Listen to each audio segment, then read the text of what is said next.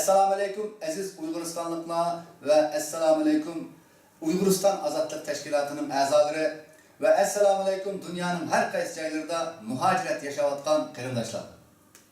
Hammalar ma'lum bo'lgandek zalim Xitoy mustabid hokimiyati davlat bexatarlik idorasi uchun jon jahli bilan va sodiqlik bilan 10 yillik xizmat qilgan Aizuyu ismli bir atalmış casus Yaponiyaga ketib chiqdi va u yerda Xitoy jasuslari to'g'riliq, ya'ni Xitoy uchun xizmat qilgan Uyghur jasuslari ustida bir doklad o'ttirib qo'ygan bo'ldi va bu doklad Yaponiyada turishliq, ya'ni Yaponiyada muhojir bo'lib turayotgan Erkin Asiya radiosuning muxbiri Doktor Hacı Qutluk Qadir Efendi tarafidan 8. ayının 8. gündən başlap Erkin Asiya radiosuda haber şeklinde keng Uyghur cemaatiga sunuldu. Bu haber Erkin Asiya radyosuda e'lon qilishga başlagandan başlap, yani bu sabiq casus Aizuyu'nun o'ttirib qo'ygan, mayli uçuk ismi bilan o'ttirib qo'ygan bo'lsin veya ki uning belgileri, alametlari bilan turayotgan shahar va davlat tavalliklari bilan o'ttirib qo'ygan bu casuslar ustidagi munozara keng, yani torlarda ve Uyghur cemaati o'tirsida yaman qizib ketdi. Elbette bu dokladning, yani Aizuyu, yani bu sabiq casus o'ttirib qo'ygan bu dokladning vatan sirtida elib turilayotgan Uyg'uriston azadlık davasının kelajagi va taraqqiyotida ve keng Uyghur cemaatining ittifoqligiga qanday ta'sir ko'rsatish va natija olib kelish to'g'risida har xil ko'z qarash va fikrlar mavjud. Elbette biz bugün yani bu sabiq casus Aizuyu'nun dokladi ustidagi o'tgan haftada stüdyomuzda ilib berilgan sohbetin devamını bugün Qag'ayardan davomlashtiramiz. Bugün stüdyomuzda Uyguristan Azadlık Teşkilatı'nın reisi Osmancan Efendi, Uyguristan Azadlık Teşkilatı'nın muavin reisi Abdurrahimcan biz bilan birga bu Uygur, keng Uygur cemaati arasında ve torbetlerinde, yani münazir meydanlarda bu dokladning, yani bunu ilib keldigan bu doklad orqali xalqimizning, yani vatan sirtidagi cemaatinin, vatan sirtidagi Uygur cemaatinin ittifoqligiga pozitif yoki negativ ta'sirlar ustida keng munozir boshlanib ketdi. Ba'zilar bunun bir suiqasd, yani Xitoy markaziy axborot idorasi tarafidan planlanib holda chet elga qochirib o'tilgan bu casus vatan sirtidagi Uyg'ur davosining ichiga cho'ng bir fitna ve ittifoqsizlik paydo qilish uchun bunday planlanib holda chiqarib o'tilgandan degan ko'z qarashlarni o'tirib qo'yayotgan, ilgari surayotganlar bor. Yana ba'zilar unday bo'lmasdan belki bu yani sabiq casusning qandaqdir o'zining jinni qututish yoki ma'lum bir manfaat bilan Yaponiyaga ketib berib şu yani u yerda pashq qilgan, yani o'zining shu yerda topshirgan dokladining aslidimi, yani bu Uyg'urlar munosabatli qismini yani bu radyolar bizde haber verildi da bu taraftan fikir qilayotganlar var. Siz bunun qanday qaraysiz? Aldı bilan assalomu alaykum, hurmatli Uyg'uristonlik vatandaşlar, Uyg'uriston Azadlık Teşkilatı'nın a'zolari. Biz oldingi qatim Xitoy jasusi Aizuyu'nun Uyg'urlar ichidagi Xitoy uchun ishlayotgan Uyghur atlık Xitoy casuslarının pashqilish dokladi ustida biraz mulohaza ilib borgandik. Shu mulohazamizda aniq degan bu Aizuyu'nun chet elga chiqib Xitoy uchun ishlayotgan Uyghur atlık casuslarni pashqilish voqeasi bu yuz berdi. Mayli uni biz xohlayli, xohlamayli yuz bo'lgan bir voqea. Endi bu voqeaning Uyguriston davasıga hem chet elda yashayotgan muhojiratdagi Uyghur qarindoshlarimizga qanchalik foydasi va qanchalik ziyoni bor degan masalasida Abdurrahimjon bilan ikkimiz shu qatimliq suhbatda o'zimizning xos ko'z qarashlarini o'tirib qo'yib o'tdik. Bugünkisi shunday bo'ldi. Albatta oldingi qatim men o'zim deb o'tgandek bu pashqilish dokladining Uyguriston davası için chet elda yashayotgan muhojiratga Uyghur qarindoshlarimiz uchun bundan keyingi mayli siyosiy faoliyatini, da'vo xizmatlari bo'lsin yoki chet ellik qarindoshlarimizning normal turmush ishlari bo'lsin, buningda sergaklashtirdi deb aytgandim. Bu yerda sergaklashtirdi degan narsa ikki nuqtada ko'z tutgan. Birisi dava sepilgilerge, Uyg'uriston davası sepilgilerge. Endi birisi muhacirlik yaşayotgan normal Uyghur cemaati qartib etilgan. Bu dava sepilgilerini sergakleştirdiği deginim, Eyzi'nin bu qatimki paş qilish doklad e'lon qilingandan keyin ilgari oshkorlanib qolgan sobiq jasuslar hozir to'y qilgan yoki turmush etayotgan yo xalq ichida nafratga qilib kuch-ko'ylar aramzod yuramayotgan jasuslar bo'lsin. Bunday jasuslar o'tgan qatim so'yitimiz degandek 2006 yildan keyin chet elda ko'p paydo bo'ldi. Masalan, Germaniyada 4 nafar, Shvetsiyada Babur ismli bir nafar, yaqinda Gollandiyada 2 nafar tarjimonning boshliq siyosatini olgan Uyg'ur muhojirlarining dokladini atalmış Şinjan Uyghur Abdurrahman Devlet Bexatarlik İdaresi'ne yetkizgenlik haberini alındık.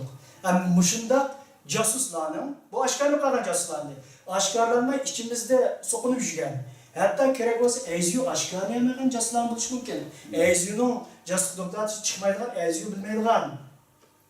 Devlet kabineti, yani Xitay devlet kabineti bivası tutuşulgan mındak casuslarını buluşu mümkün. Muşundak casuslarının, aşkarlanmayan casuslarının, yakın yukarı derece vazifeli casuslarının ki, bundaki casus hareketleri korkmay turib, uç aşkara hocalarının hizmetini bivasıta, becirişte köp ihtiyat kıldı, yakın bunda hareketlerin yüzünü tatıdı. Bu Uyg'uriston davasına muhacirlik yaşayotgan Uyghur xalqiga faydası var deb qargan tarafim menimki ko'z qarashim bu. Bu ben başladım azraq bir nima qilmoqchi. Bizanki bayqallarında men şahsen o'zimning ko'z qarashini olib surishdan burunroq ko'pchilikniki mushu sobiq, yani atalmış sobiq Xitoy jasusi. Yani bu ras sobiq bo'lib ketdimi? Sobiq deyishimiz kerak. Yakunmaydi, ma'lum bir qalqon ostida demokratiyaniki, demokratik prinsiplarning qalqini ostida azroq chapan almashtirib, yana maxsus kelgusidagi bir Xitoy hukmronligi, hozirgi mustabid Xitoy davlat tuzumi o'zgarib, butun dunyoning bismi va Xitoyniki o'zining fuqarolariniki erkinlik talab qilishi ve mustamlaka millatlarning to'xtamay elib borayotgan kurashlari, masalan bo'libmi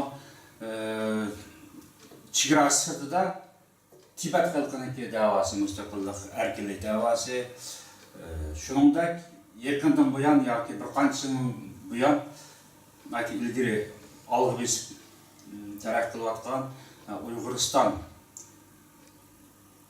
mustaqillik hareketi yoki Uyg'uriston demokratik, Uyghur xalqining demokratik huquqlari masalalaridan rivojlanayotgan Uyg'ur masalalari, masalan chegara sirtida, bu bir Xitoy o'lkasi chegara ichida asosan hozir Xitoyning beyaron qatni Uyg'uriston xalqining qonli kurashlari.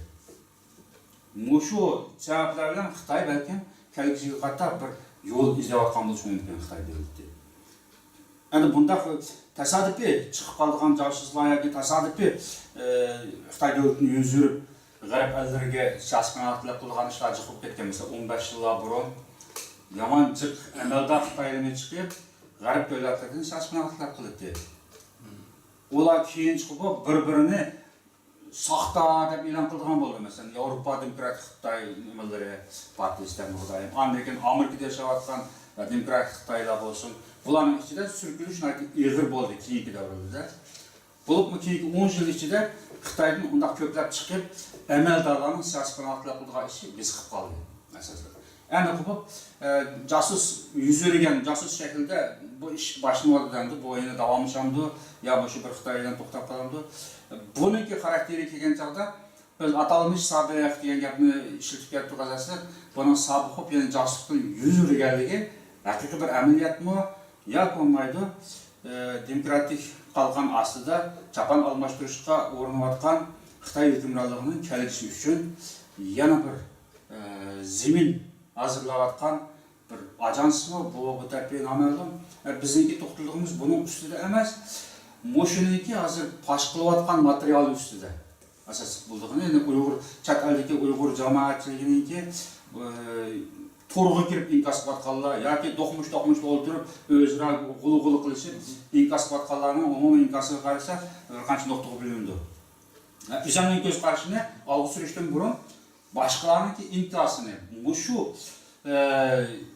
Xitoy jasusi, sobiq jasus Ayzuyning pash qilish doklati ustida Uyg'ur jamoatchiligininki balkim to'g'ri yozayotganlarni hammasini Uyg'urlab ketishga tezlikda qilmaydi. Xitoylarning yozdi buni har turli inkaslar. Bo'libmi nurg'unlagan inkaslar yerga pash qilingan jasuslarning ustidan nafratlanish emas, balki bu Ayzuy degan bu jasus Xitoydan nafratlanish.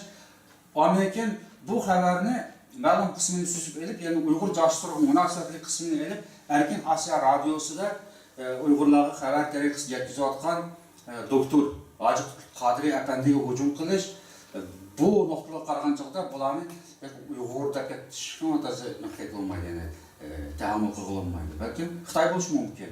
Balki buning orasida jasuslik xizmat ishlab bu pash qilish o'zining beshiga kelib qolishdan burun buni qattiq hujum qilib bir to'xtasa qilib yo'l izlayotgan o'zini ajratgan jasuslar bo'lishi mumkin. Ammo bir turkumlari mayli Ayzuyga bo'lsin, ko'parak Hoji Qodiriy apandiga hujum qilayotgan bir nuqtalar bor. Ya ama mesela cemiyette cemaatinin fikri olab oturup koysak, halkımızın arasında hazır şunda bir korkunç vardı. Bu vatan sırtındaki bu birlikimizni, bu ittifakımızı buzulğanda bu Xitoy alaydı. Yani bu oturup elip çıkan bir nime de. Ya hazır belki şu nuqtaga kelmek lazım. bo'lishi mumkin emas. Aşu muqaddim so'zlarga aytilib, mana bu shu nuqtaga kelib qoptim hozir. Endi haqlar ansirgan bo'lib izohlar bor yoki rost antiqayotgandi. Va shu pash qilinish orqali chet eldagi Uyg'ur jamoatchiligi ichida bo'linish paydo bo'ladimi? Bir-biridan gumon qilish, masalan, sen jasusda Amerikan tashkilotlar ichida bir qalamqancha kelib chiqarmi degan. Buni men yugurib buni samimiylikda o'tirib qo'yayotgan fikrda qaramayman. 100 tirani, ya'ni bir shaxsiy 100 tirani bo'lib turib gaplashsak bu boshqa. Belarcha odam to'plashib o'tirib, bu qanday buni aql qanday qiladi degan. Ammo to'g'ri qilayotgan inkoslarning o'zini buni o'ziga rost bu o'zining samimiy andishini o'tirib qo'yadi deb aytgan bo'lmaydi. Chunki bu jasusning o'zi emasdan, jasus va jasusning g'olchilari yoshirin harakat qilayotgan chog'da ondan andish qilgan bir odam yo'q masalan. Bu chet eldagi Uyg'urlarning shu jamoatchilik ittifoqlik ishlariga daqatarsiz yetkazgan bir jasuslar chiqib qolarmi deydigan bu nuqtada andish qilgan odam bo'lmagan, asosan bu nuqtada bir ko'z qarashini o'tirib qo'ymay turib, bu jasuslarning o'zi pash qilinayotgan chog'da masalan ismi bilan, belgilari bilan, sifatlari bilan men shu balani Xitoyga ishlangan jasus deb pash qilinayotgan chog'ning o'zida andish qilishning o'zi bu bunaqa qaragancha normal andish emas bu. To'g'ri. Men bu shu nuqtani hozir azroq yo'tishga tirishyapman endi. Qanday deysiz? Ben nishada bir yig'iz gaplar qistirib o'tkazishim vaqt ko'radi. Men endi vaqt o'tganda esimizdan chiqib deb qo'ymizda. Hozir shu Abdurimjon, ya'ni siz yuritayotgan masala xuddi siz o'tirib qo'yganda shu Hoji Qodiriyning shu Ayzuyning pash qilish dokladini radioga yo'llash orqali, Erkin Osiyo radiosini yo'llash orqali muhojirat yashayotgan Uyg'ur xalqining ichida ittifoqsizlik, bo'linish paydo qiladimi degan andishi bor degan bir savolni qo'yamiz. Abdurimjon shu nuqtani hozir Abdurimjon eslatib, ya'ni uning bir izoh bermoqchi ketyapti. Mayli bu Ayzuy degan bu atalmış sobiq Xitoy jasusi Uyg'urlarning ichidagi jasuslarni oshkorlasin. Oshkormay yushib qolsa, xuddi oldin qatim so'zlat programmamiz degandek bu Uyg'ur davosini ichida yushib ketgan jasuslar bor. Xuddi bayon dedik daqa. Bu Ayzuyning doklatidan chiqmaydigan yuqori darajada yuqori seviyali jasuslarning bo'lishi mumkin. Sizning qaringiz ataqa bir 2 yil burun bizning xili yuqori darajada tadqiqotchilarimizning o'zi ekranga chiqib Uyg'urning ichida Xitoy ishlagan jasus yo'q degan. Turkiyadagi. Masalan, bu masalani elib aytganda bu yerdagi doktor Hoji Qodiriyning Erkin Osiyo radiosiga bu atalmış sobiq Xitoy jasusining dokladini yo'llashi normal bir muxbirlik axloqiy. Yaponiyada yashab turib, masalan, Yaponiyada bir Xitoy jasusi Yaponiya istixborotiga doklad berib olsa, Şu an muhbir bu süpütüden onu yuşurup kalgan bolsa, demigen bolsa qanday qiladi demaslar. Çok yana okşaş töhmeti kalır. Yani ağır Bunu hazır yuşurup etmezdi. Mesela aşkarlaması. O aşkarlaması mesela bunu özüne bunun kadar yuşurum bu çalıştayına hizmet kılmaya gördü. Bunun aşkarlık hakkını geldi, ne kuvvetini, kuvvetini bu sesip ketken, çirip ketken, soğutluğuna, resvasıp ketken çalışsın sen kaydı oturup artık ne ve maksatın makçı edende bir narsanın oturup kuyulgatıdı. Endi buniki yeni bir nuqtası. Muşu mayli sesip ketken casus olsun, mayli çirip ketken, soğutluğuna ketken casus olsun. Muşu casuslarınki bu ketken başkası dokuladaki karakteri mühim. Mesela Germaniyadaki Xitayga işleyen 4 tane Uyghur casusi, doğruluk meselelerde bu Germaniya axbaratlarda, bunu ötken kettim söhbətdən qısqaça tükettim. Germaniya axbaratlarda bayan qilishda faqat Münchendeki Xitay elçixanasından çıkan bir casus yetekçisi, bir vazifelik diplomatın özü München'de yaşayotgan bu Uyghur casuslarının özüne köp uçuruşup, bular vazife tapşırıp, manda etmangan biz 2 yıl 3 yılda küzütüş arkalı bularning qo'lga tushib, izga tushib yurib, Mesela bu fikirlerinizi kuvvetleri hozir başadan bazı chiqma hozir. Eyzi oturup birinci soru. Bunun o'zi hozir bizniki yani bu yerki taqlatgan axboroti deyishicha Münchendeki Xitoy elchixonasining vazifelik, yani jasuslarga yetaklaydigan vazifelik bir Xitoyning aqsi ayishtirib jasuslik qilgan degan ma'lumotni biz ashta tushunib kelgan axborotdan. Endi Aziya başqadiki bu casuslarning Münchendeki Xitoy elchixonasining bir Xitoy yetaklayotgan jasus olmasdan bunun ma'lumlari Beijingdeki yani casuslar ministrligi bu bexatarlik ministrligi demaylik, Xitoyning o bexatarlik ministrligi, Xitoy bexatarlik ministrligi emas, casusluk ministri emaslar. Adam o'ldirilgan, otilgan, chopilgan, bayroqchilikqa, mandaq ishlarga yetakchilik qildi bular. Casusluk ministeridan bevosita yetaklayganlarni chiqardi. Masalan, Lansing ismli Shia casusning o'zini Ataydan şu Azviga şu Beijingdeki özünün hizmet beceriş orunda belgeler. Başka Mekke'deki ilk bir satangi epberip mesela dalallık yürüp mandak işkılığı planlaşın özü bu Münchendeki Xitoy elçixanasının bu iş emas. Xitoyning merkezi casus idarəsinin planlangan iş, merkezi hükümetin planlangan iş. Bu narsani o'tirib chiqishi bu siyasi hükümet var mesela manaki barqa bu o'tirib chiqdi bu masala. Andaki yana biri bundaq başqınlışı hizmet kılatgan, yana aşı jürgünü kaptakılıp hizmet kılatgan casuslarga nisbeten çok bir zarb oldu. Mesela bir yer başqınlıqları yaman artık, mada qargan çağda tazı tayini yok, adamın gözü ilmi kadar derecede başıp kaldı mesela Münchend'de. O casuslar öyleydi ki adam uşyar, səcgür bulgan olsa kolgu düşmesi mümkün de, yeni hizmet kılışı mümkün bu casuslar. Ama Aziyinin başqılışı da bu casuslarınki jürgü pok. Abi siz dep ötkende jürgüp okuldaydı. O bir günlerin özünde hocayımız bizim sepetip kasqanda kılarımız deydigan bir ürküş payda oldu. Madarpi naytı mühim. Bunun özü endi biz dava paylık demek çok. Paylık taypı o.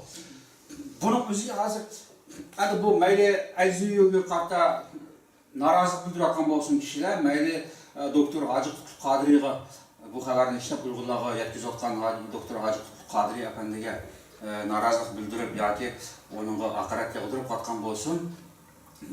Bu xil şekildeki inkaslar sağlam bir inkas emas. Hem normal bir nemeler Uyghur davası partiyasını tutudu, Uyghur teşkilatı partiyasını tutudu. Uyghur teşkilatı cemaatçilik arasında pişni basatılıp bir-birden güman kılıp manda bu tutudu deydigan kimi bunda bir eğer samimi bir göz karşı bolgan bolsa onun ançak orun yok bir işler, endişeler. Qanday desiniz? Casus mayli 20 yılın aldığındaki casus olsun mesela İmincan'ın şipiyonu okşar. Mayli 5 yılın aldığındaki casus olsun Babır Maksut okşar. Mayli işki şunu yağı mümkün de biz yaşarken şu toprakta sotluğunu başkanlık etken casuslar olsun. Bu vakti ötüp ketmesi gerek mesela. Daim çünkü tertip koyulup birinci şu casusluk için Xitoy için işleyen casuslarının jürgüge daim korkunç sektörüş gerek. Yan birisi bundan keyin yine g'ablabda yine aşağı bir Xitoy ishlab qolganlarninki oldini olish uchun bundan mesele daim takrorlanib turish kerak, axborotni tushib qolmaslik lozim. Bizim chet ellik Uyg'urlarning qilgan boshqa bir cho'ng bir axborot ishlari yo'q. Asosan bo'lsa jamoatchilik bundaq bir josus fosh qilingan chog'da nima chiqib qolishini kutib emasdan Bu men düşünmey atayım. Bu kızık nokta. Ya mesela Mesela kızık Evet. yeri de Evet. mesela mesele mi yani? Bunun hareketi dediğimiz o kızık yeri manda bir mesele. Adı mesela bu paşkırış dokulatıda X8'de isim verilmegen yani bunun Evet. şahsı var. Malum devlet teverlik gösterilgen, onunki süpet şekli gösterilgen ama X8 deyilgenler var. Onun başka bu AZU'nun yani Münih'inde kelip bu Münih'inde biz her ötelde Uygurlarını kutlaygan, her ketim yeni bir Uygurlarını görürsek, başka bir ötelge barattık, hatta Uygurlarını öldürgün badık degen gaplarının özü nemin elip kildirirsiniz. Bu 15 yılın aldığında şu acı Milli Merkez Türkiye'de içilip Toktam. Ya az demekçi oğlumuz İstanbul'da bu şunda değil. Toktam. Aşı bakıldığın özü de Toktam mısın? Şu canın özü de mu? Ay Türkiye'deki hali nopozluk yani davanın için nopoz ilgileri yani isim vermeydi. Nopozluk insanların kendinde nindep yap takılıp kendisiniz. O kavap ilgili çıksak şunda yemişti yan çıktım pokkuda aşık Cumhurbaşkanı Cumhuriyeti'nin nemisi var. Kıpkızıl geniş düştü. O biz bunu inkılap düşsek Xitayning casusken dengiyetlerini biz her hallerinde anladık. Endi bu nimelik kıldınız. Şu nimeni şu yerde dava kılayotgan jamoat jamiyatda bir guman bilan qaraydi. Endi manasi bu hazır X degan narsa mesela belge narsa. X2 shahar tavalligi, rayon tavalligi, mesela Zeytinburnu'daki İstanbul'un Zeytinburnu'daki AK2 X2'lar degandiki buni Zeytinburnu yaşartılır. qanchalik Kim? Ya qanchalik emas. Kimler Xitoy elchixonasidan eng büyük aloqalashgan? Masalan, kimler Xitoy elchixonasi bilan Şinjan өлкөлүк hökümet bilan atalmış Şinjan өлкөлүк hökümetinin savdo tarmoqlari bilan hamkorlashib shirkat qilayotgan hamma narsa uchuq oshkora. Buni haqida biz uchun gumoq tushmaydi. Uchuq bo'lgan narsa. Masalan, İstanbul'daki Yevropa tavasidagi X Efendi degan bir nimasi bor. SU'niki boshqalashi bor. Bunun o'zi Aqo'ning ishkilisini yozgan doklati nihoyatda yuqori bahoga erishgan Aqbek degan bir nima bor. Bu X Efendi'niki belgisi var yani. Öz vaqtida Afg'oniston berib qurol tutib, Sharqiy Turkiston uchun mujohidlar sepib etilgan X Efendi dedimi? Buning o'zi hozir dal shu o'lkada Xitoy sayohat o'limining tarkibida vatanga berayotgan Efendi. Buning belgisi uchuq. U boshqa bidat turgan bir odamni bir kun gumon qilib, "Voy, sen kensda bunda bo'lib ketmaydi, pishmasa terilmaydi." Bu bir masala. Endi eğer siz degan, yanchoqdan bir tushib qoldi, Palampiston dedi degan efendilarga kelsak, bu efendilarniki hozir tarixini chirbiyan berib ketdi. Ustidan qanchalarni kitob yozilib ketdi. Qilib o'tgan amaliyotlarni seçib turgan chog'da AZU'ni pash qilmasimi, buning o'zi Xitoy ishilgan efendi demago, buni tartib Beijing casus idorasi aloqasi bor deb pash qilib bermasimi, ba'zan efendilarning ustidan shuncha inkoslar yozilib, hozir ko'chiqmi chiqolmaydi ba'zi efendilar. Belki hozir München'dakilarga, München'deki endişekilarga mesela. München'deki mesela olsa, bu casus debdi München'da Uygurlarning uylariga xohlagancha biz berib kelib debdi. Bu nuqtani olib suraydi hozir. Mushunda hamki kimning uyiga borganda deb biz guvoh qilganki demoqchisiz. Shuni o'tirib qo'ymoqchiman. Haqlar yana ashta qilib bir-biriga kirishib ketish ehtimolligi bor degan gap. Ya mesela o emas. Hadi bunu biraz kemaysek bu hadi bayamız mende bitip ketken München. Eğer biz bunu biraz kemaytip hadi bu iş Suudi Arabistan'dan Türkiye bu hadi Avrupa'dan Amerika'da tak bağmadı mı? Tak Amerika tarafı ötmedi. Bu hadi kemayadı da. Bu nimini keltirip çıkarıyorsunuz. Mesela bu bundan 10 yıllar burun 95'lerde başlayan Ultra Aseri bir hareket başladı. Mesela Koralık hareketler. 97'de. Ya da mesela 95 teşvikat olan 97-98 bunun şukur başı çıkan vakti. Bunun aldığını tayarlattığım 95-96'dan da asasda çıkan nerse. Şu devirde de şu iş mesela o iş yokuşturulmandıkken ne oldu? Nurul'un oturdu bir pişne ne böyle mesela başta üyerdeki aşağıda yaşavatkan ticaret kılavatkan yani kirip çıkıp ticaret kılavatkan bir normal Uygurların iktisadi nemesi çöktü. O'rta Osiyoda çöküp ketgan narsa o pishnimasak tarqalishdan çöküp ketmedi. Pishnimasak tarqalmadi. 95-yil Xitoy markaziy hukumati 5 milyon dollar mablag' ajratib O'rta Osiyoning o'zida shu Uyg'uriston mustaqillik harakatiga zarba berish, ujuqtirish uchun mablag' soldi Xitoy hukumati. Qirg'izistonning o'zida Bishkek shahrining o'zida tijoratchilar birlashmasi degan bir hay'at qurilib, bu mablag'ni bu yerda əməlləşdirib, moda etməli. Bundan başlandı mesela. Ondan keyingi 97-ci ildən başlanğan Şərqi Türkistanın müstəqilliyini qurallıq hərəkətlər edib beriş bu hareketi başlandı. Bunun mağlup bolgandan keyin bu işte andan bu yerda ujukturish ep berildi. Bu herkes eğva bilen cüp ketdi. To'xtam. Sen adam dal o'sha siz bu gapni men an misol davam Üveyde anda çöktü. Evet. Eğer mesela adı bu iş bu xabar 5 parça xabar e'lon qilindi, 5 parça dokunuldu. Evet. Yani bu belki çıkış mümkün. Bu çıkıp bunda kimli mubham, mechul isimlarla bunda çıkıp ma'lum yerga yetgan vaqtida bu vatan sitri qanday narsa shaklida o'tsangiz, masalan bu tasavvur bu mesela. Bir-biriga ishonmaydigan. Yoki endi bu vatanga yurib kelish masalasi hozir Turkiyada endi xalijik Uyg'urlar, xalq person egallagan Uyg'urlar vatanga berib kelib tijorat qilishimizni kengayib ketibdi mesela. Unda hozir vatanga borganning hammasini u Turkiya tijorat qilayotgandan tortib o'tirayotganini demay turadi-da. Bu vaqtda gumon bilan qaraydigan. Bir-biri bilan bir şey Şu çıksam bulamdı. Ya mesela mana jamoatning fikri to'g'ri bo'layotgan dar inkaz mana shu. To'g'ri qilish kerak. Hozir men bu nuqtaga aytib kelib qolganlar bor, inkasini mana shuni demoqchi edim. Xo'sh. Vatanga borganlar, tijorat qilganlar hammasilar palonachi bo'lavermaydi. Bütün hozir İstanbul'daki Uyg'ur tijoratchilar emas, bütün dunyo hozir o'tgan qator munosabatlarda biz ketdik. Xitoydagi bir azam to'g'ri qilgan pitvozirdan voz kechmaydi dedik. Azam emgak kuchi Madika bozordan bütün dunyo bu yerdan manfaatlanadi. Albatta tijorat bo'lgankan, so'lchilik bo'lgankan, dunyo hozir Xitoy bilan birlashib qiladi bu ishni. Endi İstanbul'ning o'zidan masalan vatanga berish kelishsa, İstanbul qanday yo'q bilamiz. İstanbul deganning o'zi siyosiy palovatlar qilgan qiliq emas. İstanbul yashayotganligi masalan 10 ming Uyg'ur bor degan joyda 10 ming Uyg'urning o'zi yoki 200 yoki 100 siyosiy palovatlar qilgan bo'lishi mumkin. Hatto siyosiy palovatlar qilgan yo'q deyishga bo'ladi.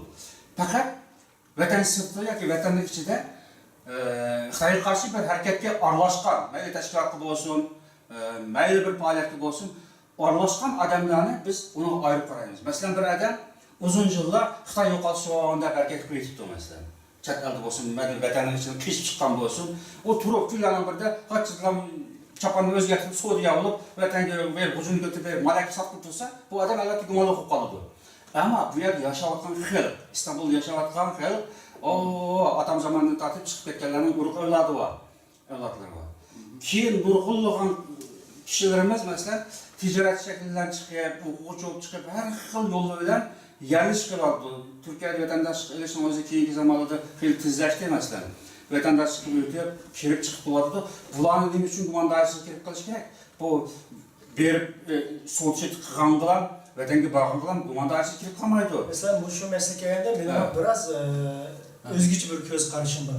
Elbette işkilanın digine her tarafının göz karışı, Abdülhamcan'ın özgü khas göz karış. Tabi belki mesele siz değilsiniz bu X ismini yazgalı için bu vatan sırtı muhaciret kalıp özüra birisi gumalanıyor. Paçını kütüdü, birlik sep bozuldu degen mandak bir fikirni cemaat alıp sürüyordu değilsiniz. Ben bunun başka göz karıştı. Bizning vatan sirtidagi da'voning oxirgi qatim suhbatimizda degan taraqqiy vaqtim shu oxirgi 6 yil. Xalqning, ya'ni muhojiratdagi yashayotgan Uyg'urlarimizning da'vo uchun eng ko'p qiziqib o'zini qurbon qilayotgan vaqti, masalan 2009-yili 7-oyning 5-yili Urumchi qatlam yuz bergan ekan, da'vo sepqi kuch qo'shayotganlar nihoyatda ko'paydi. Bu nima deganlik desangiz, bu ilgari texi çeçilip yürgen, ilgiri dava sepılı yakın kemaydigan adamlar bu şivaten bir katımda çok kallık kırgılık yüz bergendiğin keyin texmi uyul taştak bo'lib ketdi. Dal şu uyul taştak bo'lib ketgan bu jamoatni şu siyosetchilardan jamoatni ayritish deydigan mana bir nima bor, endish var bu tarzda. Mush bek inchkir mana shu. Shuni haqiqat qilinmasa, demak, xalqimizga bu to'g'ri tushuntirilmasa, yetkazilmasa, bunun üstünde to'g'ri analiz edip verilmese, bu bayan degan elak şu ittifaqlikni asta nimeden mesela da'vogarlarga gumon bilan qaraydi. To'xtab turam. Ben bunu biraz aldık süray deganim. Mesela biz biraz reallik ustida fikr yurgizishimiz kerak. Ya'ni bo'g'iz ishlar ustida emas. Bu bo'lgan ishlar ustida, tarix ustida fikr yurgizsak, kamchilik bu chiqaramiz bu. Bilinib ketadi. Pochilik ketadi. Hazır bilinib ketgan, parçalanib ketgan o'tir nim bor. Masalan, o'zimiz yashayotgan Germaniyaning shu bayan o'lkasini olsak, Uyg'urlarning eng ittifoq bo'lgan, eng birlashgan vaqti. Biraz misal qistirishga to'g'ri kelib qoldi. Masalan, bizning bilganimizcha Mishaevka Uyg'ur tashkilotlari deydigan, masalan, Yevropa Sharq Turkiston Birligi tashkilotining burungi statistikalarida o'zini deyishicha, Myunxenda 700 ga yaqin Uyg'ur yashaydi deydigan. 700 ga yaqin Uyg'ur yashaydi deganning ichida, masalan, Bishkekka baldan tortib, hozir 70-80 yoshga yetib ketgan Bovoygacha hisoblasa, bayonda yashayotgan. Buning ichida cho'ng bir ahli iqtidor va siyosat da'vo degan nimani ancha-muncha o'qigan, tushungan odamlar cho'ng kichik bo'lsa 120-130 atrofida. Ya'ni cho'ng kichik, ya'ni ahli normal bir izqoqini balalar, tek 17-18 yaş atraf küçük yaşlar desek, bular tek çıknayasın bilmeydi bir yerde durmaktalar. Ama şu 120 adamın içinden mesela, 120 aile değil, 120 ailenin içinden tahminen 200 yıl Uygur vardı. Mesela 2001 yılı ben Germanya'ya gelip... Germanya'da 850'den artık Uygur. Ya o tek tulluk istatistik bakma, hiç kim yok. Tunca istatistiklerini ben belgem mesela. Bu şu kurultayın içinde işlerler bir kısım adamlar bu Uygur'un istatistikler çıkıp kancık Uygur var, kancık balla var, şunu karab durup bir siyasi iktisadi faaliyetimizni rivojlantirishga olmamdi deganken endi tek adamlarning arxivini turg'izgan ishtaga yetindi chiqdi. O istatistikalar bakkan aniq bir narsa. Ama tahmin qilasiz siz deganda. Butkul Germaniya bo'yicha asab shunda.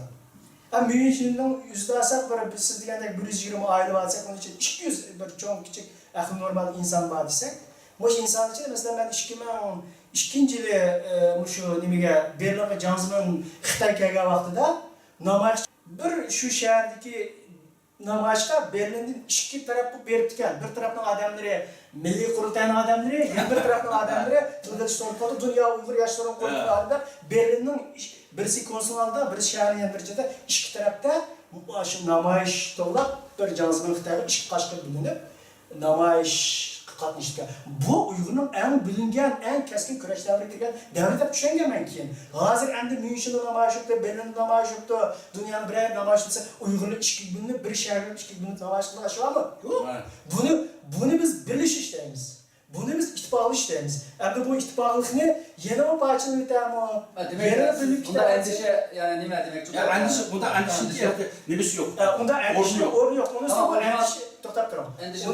Uni endişe qilingan rayonlarga qarab muomala qilishimiz kerak. Masalan, Uyg'urlar yashaydigan chet elda, muajirat yashaydigan Uyg'urlar bor desak, masalan, Markaziy Osiyo, O'rta Sharq 2000-yildan boshlab Yevropa ellerinde Uygurlar yerleşike başladı. Hem de Xitayning şu 3 rayonida jasuslik qilayotgan faoliyatlarga shu yerga hokimiyat beshigini tutgan muomala boshqacha. Mesela O'rta Sharq mamlakatlarida edim qilib aytsam, shu Aziyaning oxirgi jasuslik doktoratida doktor Hacı Qutlug' Qadiriy apandining bizning Makkada turishliq vatandoshimiz Sirajiddin apandining so'ragan bir savol bergan javobi, bu yerda Gong-Anting, Anchantingning jasuslari bemalol erkin azalda yurdi deydi. Oshkora o'zini marhamat qilishmaydi. Shunday gap. Masalan, aşağıdaki xalqni amsi hozir ittifoq deb tushunasiz, u yerda kimlar ittifoq? Gong-Antingning, Anchantingning odamlari bilan ig'iz burun yalishib ittifoq ish oldi. Agar ittifoqlik deb tushunish to'g'ri kelsa. Manda mesela, nayki yaxshi yuritdingiz. Hozir Myunchenda misol olaylik mesela. Agar Myunchenning o'zida masalan, bilinib tutdi deydi g'ash bo'lsa. Kim bilan bilinib tutdi? Josuslar qalpoq kiyib olganlar bilan bilinib tutamdi. Josus gumondarlar erkak botqanlar bilan bilinib tutamdi. XX deb boshqa gumonliq doiraga kirganlar bilan bilinib tutamdi. Bu uchiq oshkora. Masalan, Myunchenda aytsak, kimning XXga kirdiganligini amalan ko'pchilik boshqalar bilgan narsa. Ondan üstün bir yer XX deb atishi masalan rayon qarab bo'lyapti. Markaziy Osiyoda O'rta Sharqda XX deb atsangiz bo'lmaydi. Chunki ular kuchli. Xitoyning jasusluğunu faoliyat qilayotgan ular kuchli. U yerda hokimiyat Xitoy davlati bilan birlashib turib, kelishimlarni tuzib turib, u yerda Xitoyning jasusluğunu qo'llayapti. Shular maddasi. Shu yerda u yerda Uyg'uriston da'vosi yo'q. Uyg'ur da'vosi yo'q. Bormi yo'q? Yo'q. Asosan Uyg'uriston da'vosi nerede qoldi desangiz, g'arb ellerida qoldi. Yevropada qoldi. Endi bu yerdagini mesela hozir XX deb atamaydi. Qo'lga tushganlarning ismi bilan chiqadi. Endi XX deb ataganlar qanday? Bundagi XX deb ataqas qanday muomala qilamiz degan masalasi boshqa turishimiz kerak. Meni o'ylaydiganim ma'lum. Bu menimcha bu Aziyo Xitoy jasusi buni yani XX bilan o doklad deganda, onda XX deb doklad qilsa, o o'tirmaydi. Dokladning o'zida ism berildi. Buni balkim yoki Uyg'urlar uchun bir ig'ir darajada bir qalanqanchiq yuz bermish deb ehtiyot shakldan yoki Erkin Osiyo radiosiniki xabar bo'limlari qisman buni yenikiltip etmem atamdı o, yoki bu xabarni Uyg'urlarga yetkazib atgan doktor Ajiq Qadiriy Efendi, Muxbir Efendi o'zi ma'lum nuqtalardan buna berib atamdı. Men asos ashuna qarayman. Bu doklad bergan chaqda masalan unda X-dan asa o haqiqiy dokladga o'xshamay qoldi endi. Bu nuqtadan ashuna qarab Ben aldığım katımlık Abdurrahimcan Boğaz söhbetimizde şunu yazım yoktu mesela. Ziyanlık tarifi diye vakti şuraya kartılgan aslında. Bu XX deb atalgan herkes doklat bir doklat Murat Qadam XX doklat olmaydı o. Endi kısımda atalgan şimdi ama bizning doktor Ajiq Qadiriy Efendi şu adamlarniki özara айлык qalpoq kaydirish, özara qiziqqanlik, yani intayin qiziqqanlik müştaq ta'lim ijozini paylıp Uyg'urlar birisi-birisiga nimani kaydirib qo'ymoqson, ya'ni urush jangchilar chiqamiz, mana Uyg'urlar ichida terrorlik oqibati kelib chiqishi mumkin degan yer abag'im shu. Chunki u normal bir odam, normal bir yashayotgan bir fuqaroga hujum qilsa, hatto oldi qatib so'zlasa, bir beliq bir pushqin olib o'ldirib qo'ysa, terrorist deydi mana. Mushunday bir hodisa kelgusida Uyg'urlar ichida kelib chiqib qolamiz degan maqsad ko'zitib XX-dan uchirgan bo'lishi mumkin. Ammo hozirgidek bu nima uchun bu XX deydi? Demek muhbirning nimani ko'rsatayotganligi ustida ko'proq izlanmay XX-ni izlash tarafdori bo'lsak, nurg'un odamni XX-ga chiqarib o'tamiz biz mesela. Mesela bir yerlerde elbette Ajiq Qadiriy hujum qilayotganlar endi ular insof qilish kerak. O Ajiq Qadiriy boya sizda bitib ketgandek o'zining muxbirlik axloqi bilan u davlat o'tirib chiqqan bir dokladni xabar shaklida Erkin Asiya radiosi yo'llab, u orqali xalqimizni ma'lumotlantirdi deydi mesela. Meğer mesela bu AZU mesela çoğun sual, yani turda münazır bulunuyotgan temalarning ichidagi ig'ir tema bu bir Xitoy. Bu Xitoy. Nima manfaat va nima yani bu Xitoyni yani Yapon keçib chiqib, asli Yapon keçib chiqqandan keyin asli bu bir Xitoy bo'lgandan keyin u yolg'iz Uyg'ur masalasini yani Xitoy emas, balki Yapon Xitoy o'rtasidagi ba'zi masalalarni fosh qilib, boshqa bir masalalarni fosh qilibmi nimkisi bo'lgan bir davlat xarakter çok bir yatırmış bu çünkü. Bu Xitoy bu qanda qilib Uyg'urlar qarshilik paydo qildi. Xuddi bir Uyg'ur ko'yinayotgandek bu nimalar chiqib buni o'tirib qo'ydi. Bu nuqtada taraf turib ba'zi masalan to'rda munozir qilayotganlar nima deydi? Ey, xalqimiz o'yg'onayli bu bir Xitoy. Xitoydan hech qachon Uyg'urga yani bu nima kerak emas. Xitoyning bu rost nima dedi? Bir Qutlug' Qodiriy ma'lumot bermaydi. Bu Xitoy qanday Xitoy, bu qanday bo'lgan, nima bo'lib chiqib qolgan, bu sabablar. Buni endi endi u bir davlatga, masalan, hozir bizniki faraz qilishimizcha, ne faraz emas, xabarning o'zida bor, o'sha xabarning beshida bor. Yaponiyada doklad berayotgan AZU taxallusli Xitoyda. Bu davlatning berayotgan doklad. Buning o'zini Erkin Asiya radiosining muxbiri bo'lgan doktor Qutlug' Qadiriy Efendi bilan topshirib bergan nima emas, undan gapirayotgan narsa emas. Yani bunda demek bu shu, faqat tushunmayotgan yer shu. Bu davlat topshirgan doklad. Balkim agar shu davlat topshirgan doklad bo'lsa, bu davlatning istixboroti chiqarib, buni sirtqa yetkazish qismlarini topshirgan bo'lishi mumkin. Buning hammasi bu Xitoyniki nima bo'lgan, nima ish qilgan, hamma gapirsa Peygamber o fikrimdeki nimisi yok, Mesela yok. hakikaten Abdurrahimcan şu fikrini ilgili sorduğu mesela o AZU'nun doktoratının başka bir kısımlarda aşkarlangan, lekin Erkin Asiya Radyosu'da aşkarlaşılmayılgan, yoki başkaça bir sırtı çıkıp amivilaştırılır kesip bo'lmagan xabarni Yapon bexatarlik idorasi saqlab qolgan bo'lishi. Bu adamning o'zini balkim tushunib berayotganda. Mesela endi misol o'xshatib kelib qoldi. Mesela Siyundan Amerikadan qochib Moskva kelib bu yerda iltijo qildi. U majbur ketdi. Mesela her yerde mesela onun o'tirib qo'ygan boshqa materiallar hatta Yevropaning o'ziga kelib bu endi bir ishga bu nima bo'lib keyin bo'lib turdi. Endi Xitoy masalasi, yani bu Xitoy Yaponiya bu Yaponiya kichik davlat emas, u 8-yilki turayotgan dunyodagi kuchli davlatlardan birisi. Endi bu Xitoy yo'lga chiqdi. Bu faqat adam Yapon medyasida, German medyasida, yani German tashviqot nimasi ko'mildi. Ko'rganlar bo'lsa, nimasi bo'ldi. Masalan, men endi bu to'rda izlayotgan fikrlarimizning babu, shunchalar cho'ng shu nimishqa inglizdan nimasi chiqmaydi, nimishqa Germaniyaning nimasi e'lon qilinmaydi deyotganlar masalan. Bu hozir masalaga kelsak, ikkisi boshqa masala, ham ikki davlatning xarakteri boshqa xarakter. Sinovdan bo'lsa, Amerika fuqarosi Amerikaga oid. AZU bo'lsa, Xitoy fuqarosi Xitoyga oid. Sinovdan o'zi bütün dünyada o'zi e'lon qilib, o'ziga nihoyatda kuchli bir himoya qilgan davlat izladi boshda. Amerika muşundan baştan mahvet kıldı. Şangan koyarıp, Xitayning Şangan'da e'lon qildi. U yerdan keçip dunyoda yüzlagan davlatga iltimos oldu, meni panohlik qilaman deb. Hech narsa qabul qilolmay Rossiya qabul qildi. Dahi yaqinda 8-nji qanchani chiqsa, aeroportda turdi, o maxfiy turdi, to'g'ri yurmay yushirim. Ko'chaga chiqib qolgan yo'q, uni tashqarini. Onun o'zi oldidan Amerika butun dunyoda shunday maxfiyatlik tinch ayolga e'lon qildi. Amerikaniki davlat maxfiyatlik idorasining josuslik idorasi hamma narsani tinch ayolga to'g'riliq bu dunyoga e'lon qildi bu ishni. Bunda qilmaslik kerak.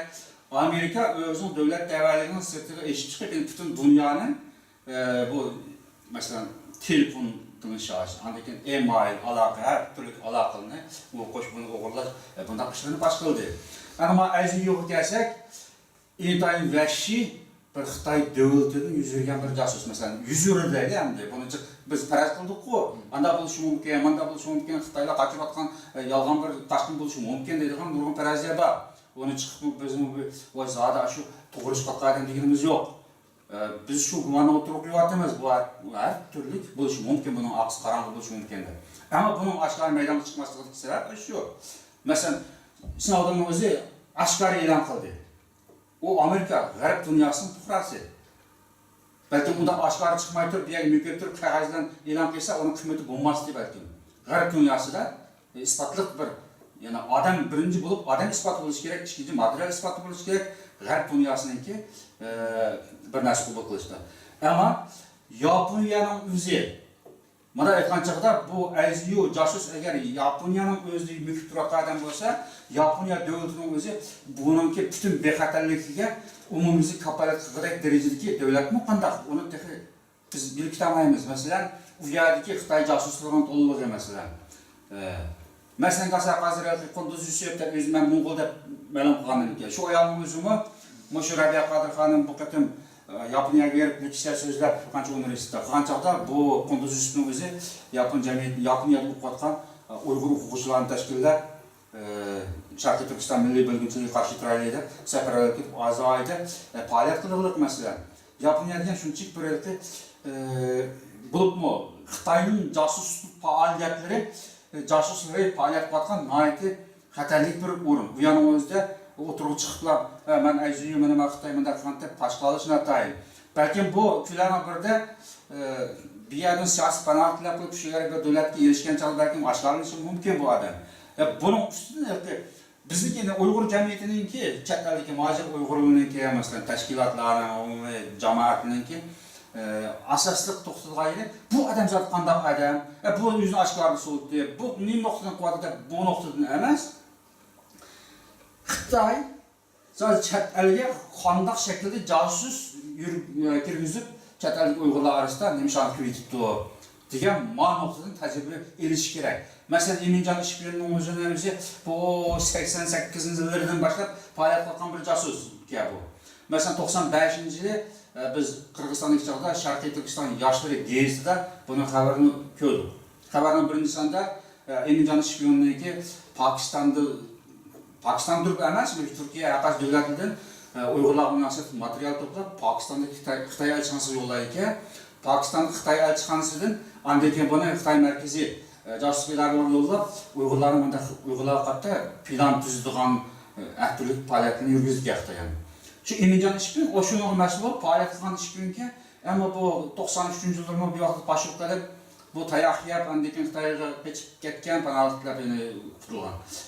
Kishi o xabarninki 95-yili o 2-sonda biz resim bilan birimiz Eminjon Ishbirovni deganda resim bilan birimiz uni davomi chiqdi bu xabarni. Buni bu yolg'on bir yapındak gapmi deb o'ylab qoldik. Men shu chog'imizda Almutiga bir safardan beri Almutidagi shu vaqtda Pokistonda o'qigan, shu 88-yillar, 89-yillar Pokiston turayotgan ma'lum shaxslar bilan gaplashdim. Bu to'g'ri. Ular aytdiki, ya bu Eminjon Ishbirov yomon ko'rinsa shunday bir bichara odam bu qanday ish qilib bo'ldi? To'yma chapni qilgan bir ish bo'lsa kerak dedi. Keyin 2002-yili biz Lozanga bir namoyish qildik. Bo'lgan chog'imizda dal shu Eminjon Ishbirovningki ziyonkashlikka uchraganlarning biri. Shu vaqtdagi Pokiston Xitoy elchixonasida ishlagan Anvar Rahman Karamsherovga ishga Uyg'ur ziyolilari bo'lgan-ki, shu Eminjon Ishbirov, ya'ni O'rta Sharqda aqsh davlatida to'plagan materialni Uyg'urlarning tizimligi, Uyg'ur o'quvchilarining tizimligi, hatto taqilda u yerda yurgan bolalarning tizimligini Xitoy elchixonasiga yo'llaydi ekan. Mushu Karam Sherif efendi shu vaqtda aniq aytdi. O bir qatam xat yo'lladi, o xatni tizimlik patronning ichida biz uni ijdoatdik, ko'ydirdik. Vaqtida o Xitoy elchixonasiga mas'ul xodim damagan kunlar ekanmidi. Ikkinchi qatam yana bir xat keldi. Bu joqda bu Karam Sherif, Anvar Rahmon afandilar sirtga chiqib ketgan yo'qchilikka bu buyruq berib, shu ishga mas'ul, ya'ni josuslik harakatiga mas'ul Xitoy elchixonasiga xodimni qo'yib tushgan. Bu xatni nima deydi desa, men oldin qatam yo'llagan tizimliklarniki menga kelgan mukofoti rahmatimni kelmadi. Bu qanday bo'lib ketdi degan surishtirma xatga bu. Ondan keyin bu gumon qilib oldin xatimdan kim navbatchi degan chog'da Anvar Rahmon va Karam Sherif bular xizmat qilgan degan keyin bu materialni boshqa yig'ishtirayotgan bo'lsa kerak deb bularning ustiga gumon markazlashgan chog'da bu ikkisi qechib ketdik. Qechib shu Pokiston Islamoboddagi BDTning muhojirlar ashxonasiga panohdilar. Ular apar voysini biz Amerika yo'llatimiz deb gelanlarga apar boqishimiz qabristonlik tashlatib bularning bir kelgan ajoyib qismatlar. Agar shuni Karam Sherif apandi bilan Anvar Rahmon apandi bilan gaplashsa bu tafsil deb qo'ydi. Mana o'shalar haqiqiy ish kunida eng chong jasuslik imzo ish kunida. Biz o'yildikki 95-93-yillar bu vatanga qochib kirib ketgan bo'lsa balkim yashaydi o'ldirilib ketdimi deb mana o'ylaydi. Ammo bu yaqingi zamongacha mana Malayziyada o'tgan yillarning Xitoy etib qolgan bolalarning o'sha jasus fosh qilib yo'llayotgan mandaq masalalar mana biz Uyg'urlar nima uchun mandaq narsani ustida muzokara qilmay, mana ustida bo'lmay, voy bu nima bo'lib ketdi, Uyg'urlar parchani ketdi, Uyg'urlarning ichida yomon gumon paydo bo'ldi. Buni andish qilishniki zurut yo'q. Qadamma-qadam bosh qilish kerak bunday jasuslar. Bo'lsa ashunda Xitoylar, Aziyada Xitoylar ko'plab bosh qilib Mesela aşkarlaş gerek. Nazik yerim muşu. Yani siz oturup yatkan nazik yerim muşu. Bu diyeceğim, hazır muşu bana Emincan atlık Xitay şahatkan Uygur casusi, Uygur davası içinde mesela belli şu 85 yılında kandalımız, destek başlanan mezgilerler, çetel Uygur muhaciretler içinde erkin faaliyet berbat kalıgını hazır davası yapıp duruvatkan, dava içinde yukarı mezhepler şugulat kalıgını nurkudur biliyordu. Ama neyim üçün birer yerde, birer katım çıkıp müştak bir erkin faaliyet uyuşturuyatkan casuslar sizi bir söhbet, ilmi münazara, kandak kılış gerek, bunun aldığın kandak kılış doğruluk, hiç kandak bir gel söz yok. Yani hatta o mındakçılık etkanda Əziz Xitay 2007-yilin ahiri Parij'e geçişinin aldı da müşahit ki Nurgul Uygurlarının üyüde berip kilip yetip kopkanı ma'lum. Mümkünda. Bu bir Xitay kilip palani uy tushibdi, bu Xitay birisi uy tushsa biz nima ish qilamiz deb to'rt Uyg'ur birga kelib bu bir qurultayning markaziy da'voning markaziga ariza ichib baqmaydi. Ammo bir Uyg'ur bir qatimliq namoyish qatnashmaganga qurultayning ichki ishlarini chekindiramiz deb imzo to'plashdi. Yani bunu acayip çok ben başada yayınızda izahatlar ötken kesiyor bütümüz mu biraz maşını sebetten ahirler hakkında bitkit kaldık. Yani bu yada yani adamın ki iddiasını ötmeyeceğim mesele var ki bu kişi hazır bu torbette bu əziyi başqatqan materiallara ya ki doktor Acık Kadri Efendi'ye yaman hakaret qatqanlara var belki bu Xitay elçixanasını qatqandı, məxsus uğurlaşdırıb qatqandı. Bu meselədəki bazı bu şu size etqandaki mesele gelsek, aslında davagar sus olsa qazi muhtemel olduğu davagar. Biz vatan davası kıvatkan ekenmez, şu vatan davası yolu yetivatkan her kandan ziyan zahmet üstüde yine dava et veriş gerek mesela. Mesela gelsek 2006 yıl 11. ayda Rabia Kadir Hanım anımız Dünya Uyghur Kurultayı'na reis olulgan şunda bir muhim paytı. Şu çağının özünde Bavariya parlamentindeki Yeşillar Partiyasının milletvekilinin 11 kişiye bağır evet edildi. Dünya Uyghur Kurultayı bulağı bağır evet tuttu. Ama bu evetken bağını emaylar evetken geldi. Emirler evetken iken bu emirlerin sağlanması emas bu kaçalı olsa en adli bir mahbetlik olsun çıktıgan lazım. Emirler evetken iken bunu Xitay elçiliği bu emirden özünün bir kanalları var ki emirden aldığan şu kanaldan elip andakin bulanı aldığını tutuştu. Sizler bu Şarkı Türkistan terörçülerindeki o'tkazgan bu faoliyatga qatnashsanglar biz norozi bo'lmaymiz deb to'sgandan keyin bu Yeşil Partiyasidan kelgan kelmoqchi bo'lgan millat vakillari qatnasholmaylik bu yig'inga. Gezliymiş. Qatnasholmay gezliqqa chiqib ketdi. Ham buniki davasini şu Bavariya Yeşillar Partiyasi millat vakilining partiyaniki ichidagi parlament millat vakillarining boshlig'i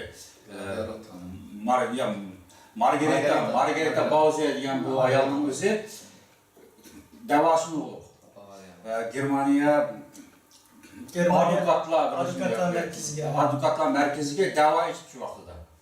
Bu Uyg'urlar, masalan, Dünya Uyg'ur qurultiyi bizga da'vat etdi. Bu da'vat bizning qo'limizga kelib, biz bu yig'inga qatnashimiz, qatnashmaymiz deb ifoda bildirib qo'yish oraliqda Xitoy elchixonasidan chiqib bizga norozilik bildirdi. So'zlik esa o'zimizning kanaldan oldik bu uchurni deb bizga shunchalik javob berdi. Bular yine texnik vasitələr oğurluq qildi, bizim hər hüququmuzga təhdid qildi, biz sudqa az qilmayız da.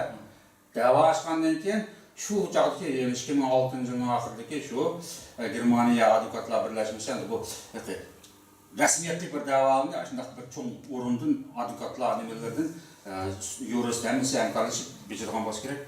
O laqabı ya bu yaxşı olmaydı. Davagar əsli mahiyyətini tanıcaqda silah emas, davagar Dünya Uyğur Qurultayı. Silah bunun üstünde dava etsenler, bu hazır Dünya Uyğur Qurultayı gerçi Germaniyada Qarb dünyasının erkin faaliyet qatqan bilen Xitayning ən yığırı tegirgan bir vəziyyətə yüzünü ketivatıdı. Bundaq vəziyyətdə biz bu işə aralashsaq, məsələ yığılış ketiş mümkün. Xitay bilen Germaniya oturusda məlum bir kelişməslik kelib çıxışı mümkün, bunu səbəb çoxlaşmamız mümkün. Şuna bu davanı qılmay tursanlarda təsəlli verib toxtub qoyğan ki. Amma haqiqiy da'vogarlar bununla da'vo qildimi, qilmadimi hech qanday bir natija yo'q hozircha biz anglab baxmadik. Shu vaqtda biz qurultayning muavir raisi bo'lgan shu chog'dagi muavir raisi Asqarjon bilan 4-5 kishi ko'rsatib etdik. Bu qanday qilib sizning ichinglardagi bu maxfiyatli Xitoy elchixonasiga ketdi degan chog'imizda o kishidagi bu tizimlikni erkin apandan bizga email orqali tavatib bergan. Biz ma'andan keyin bu millat vakillariga email orqali yo'llayotgan. Şunun bilan bu Xitoy elchilari shunday email orqali o'g'lab tutdi, taqarab turgandi. Buni aslida bunday muhim narsalarni email emas, faks bilan masalan, pochta bilan qilish kerak. 60 sinatga keldi bir pochta. Adam avatib, adam aloqasini bo'ldi.